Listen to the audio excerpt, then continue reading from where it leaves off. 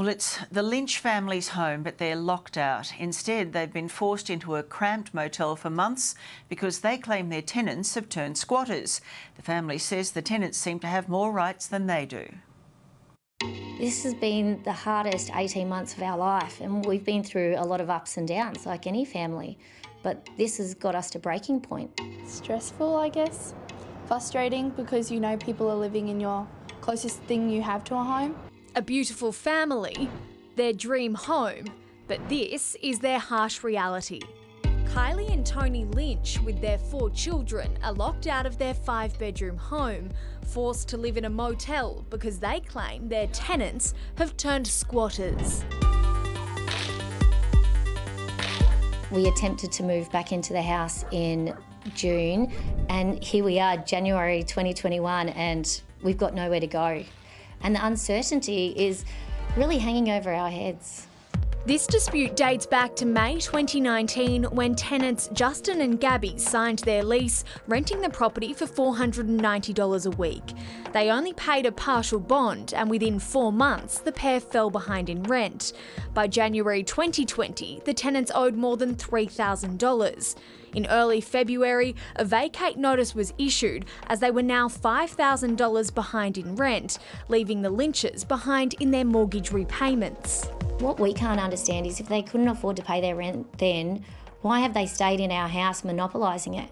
The 12-month lease was up in May 2020 and was not renewed. The Lynch family went to the tribunal VCAT and further notices to vacate were sent in June and in November.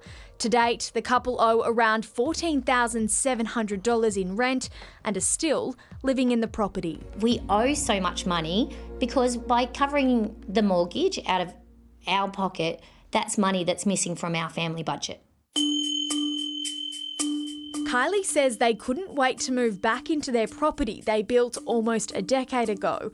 Tony works in the Defence Force, and after some time they packed up their bags and moved to Canberra for his work. But at the family's request, he's been posted back to regional Victoria, finding themselves effectively homeless. Our kids have cried, just saying, why can't we move in? Despite multiple notices to vacate, the tenants have not budged, forcing the Lynches to live a life in limbo. After spending a month in 2 separate motel rooms, they've now moved into another holiday rental. It's nice being together as a family, but then again, you need your personal space after a time. For daughters 16-year-old Charlotte and Imogen, aged 15, the stress has weighed heavily on them. I think the only thing that's been keeping everything together is how close we are as a family, because if we weren't, it probably wouldn't, we wouldn't have made it this far. We don't understand how there's nothing there to protect us as landlords. Yes, we own a home, but we're not big savvy investors. We're just a family that built a house to one day live in. There needs to be probably a little bit more assistance for families like the Lynch family who need to be able to move into their property and have their tenants move out. Leah Callan's president of the Real Estate Institute of Victoria. She says the majority of tenants do the right thing. But if the landlord needs to be able to move in or needs to move into the property for whatever their personal reasons are, there needs to be those allowances under legislation. Here at the Lynch family home, the tenants are nowhere to be seen. Neighbours say they haven't been here in days since VCAT ordered that they move out by February the 15th. But at this stage, they're not being forced to pay back the thousands of dollars that they owe. So we definitely need that money back so then we can pay bills that we owe. The money would go to paying our bills. It's not going to fund anything else.